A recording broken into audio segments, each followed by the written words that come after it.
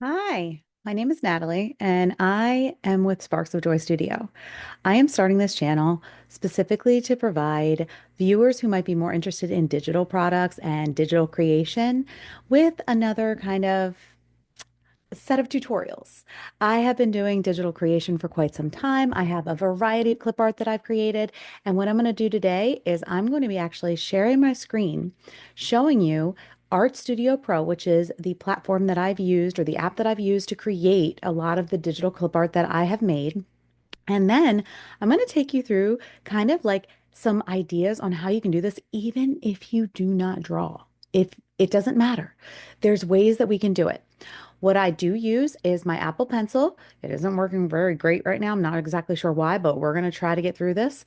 And an iPad. I think I have an iPad Air or something like that. It really doesn't matter. My son has like an iPad ninth generation, and this app works for him as well. So, Art Studio Pro is the app you want to use. I will leave it linked down in the description box below. But for right now, let me go ahead and share my screen so you can see what I see. Okay, what you should see right now on your screen is this bunny. This bunny is in my Art Studio Pro. And what I'm going to do with this bunny today is I'm going to take this picture of this bunny. It was actually an Easter basket that my kids got years ago, probably like 3 or 4 years ago. And I am going to use it to make an outline for a bunny that I want to create as clip art. In Art Studio Pro, there are layers that you can create. You can see I've already done this, but I've hid all those layers so we can kind of start fresh together.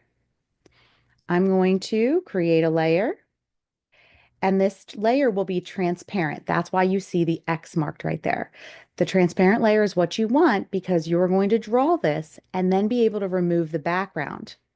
The other thing that I like to do, if I go to the actual layer that has the photo, another thing that I will do is I like to create a more transparent look for it. So when I'm drawing, I can see the difference between what I am drawing and what was on the original picture. So I'm going to take that and let's put it at 50%.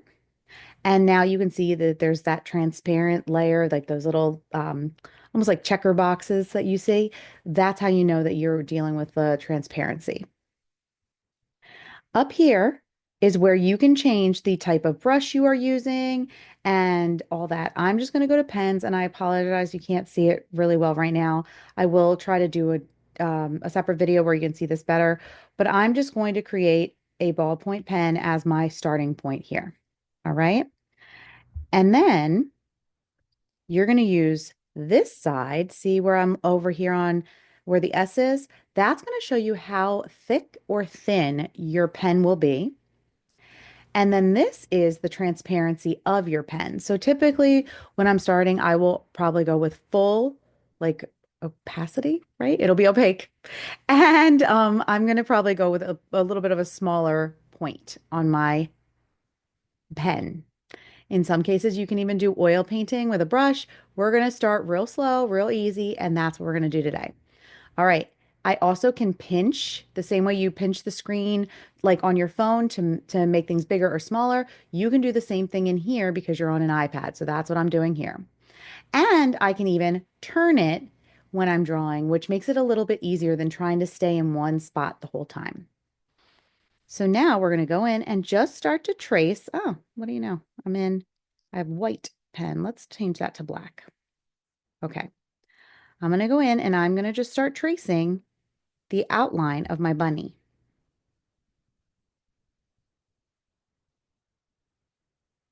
And that's where this feature of moving the picture around makes it really easy to do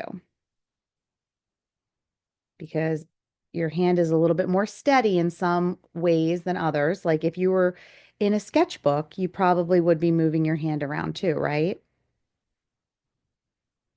And I'm not necessarily worried about it not being absolutely perfect because that's not really how, when we create drawings, they're never really going to be completely perfect or symmetrical, right? At least not none that I make. Okay. So now I have the outline of my bunny. All right.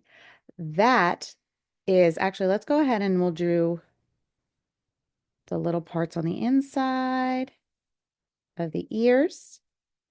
We'll do his eyes, his nose. I just realized, is this, oh yeah, it is showing up all in one. There we go. And if you ever need to go backwards at the bottom screen, you can't really see it right now because, or at least I can't see it. There's actually a forward and backward. You can always go to edit and undo too, and it'll undo your last thing, just like if you were in a word processor or in Canva, anything like that. So same concept. And then I'm going to do his little mouth. And I don't think I'm going to be able to fit all of those on there. All right. Once I have that base outline, I can go ahead and hide the main picture. And now we have the bunny that we just drew. Now's the fun part because we get to color it. But before I do that, what I always do is duplicate what I just drew. So where it says layer 9, you see an orange, that means that I'm on that layer.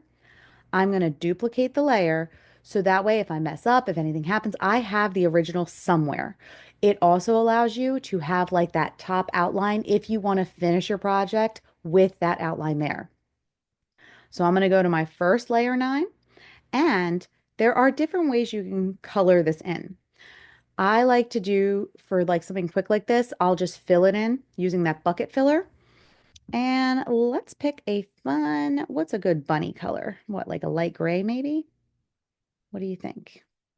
I'm going to start with a light gray, but I'm going to show you some cool things that you can do. So let's do the light gray. Let's fill him in. Okay. And then I'm going to make another layer of my original one. So the layer 9 copy is the one that has no painting, no coloring in it. I'm going to duplicate it again. Usually I'll do like that 3 or 4 times before I start. Because on the second layer, I'm going to do the pink. And the reason I'm keeping them separate is when I want to embellish the paints later, that way I have the ability to do that. All right, so we're going to go ahead and fill in the ears and the nose. And now the base bunny is done. And he's cute, right? But he's not that interesting yet. So we can make him interesting. If I go back to my layer that has the gray, okay, and I know that I'm on it because it's highlighted in orange. I click on it, it opens up all these different features for that layer specifically. And what I want to do is lock transparency. That means anywhere where there is not any color, nothing colored in, there will not be any paint or any other color that goes on there when I try to color over it. This makes it fun because then you can add blending techniques and things that you would typically do on like your canvas. All right, so let's do that. I'm going to come in here. I have my layer and I'm going to, let's find something fun. So here it is, hair and fur. So let's create some fur for our bunny. So now I'm on dense fur. And this again is how you can make it, thicker, thinner. Let's try the middle level. And remember, anything outside of the lines, anything that's not colored in, won't color in. And because I have that outline, that first outline all the way at the top, layered up, if I color over, like if I color over this, oh, I made him pink. Oh well. Excuse me. If I color over this, there we go. Okay. Now he's got some beautiful color. And I just did that, use my finger for that. I know you can't see it. Again, I'll show you that in another video. But now, if I were to take away that top layer and the second layer, what you would see is this. That's the best part about having these layers because unlike with a canvas, if you mess up, you can keep painting over it to correct it. But with this, that's the beauty of it. You have that original right there for you. So this was a super quick tutorial. Let me finish this up because what I'm going to do is I am going to offer this along with some other bunnies that I've created as a free downloads for you from my website. I will have that linked in the description box below. I have some with bunny tails, so you can get little bunny butts. I have some that are shaped like eggs. I have made a variety of little bunnies over the years, and it was as simple as this. I just took something that I saw, a photo, a toy, something, and I can recreate the base of it and then turn it into a little cartoon thing. I use these I'm a speech therapist, so I use these when I create like different projects and stuff and games to use with my students at school. But there are so many other ways you can use this. I've also shown on my other channel how you can use this in other types of crafts or projects. So, just think about all the different possibilities.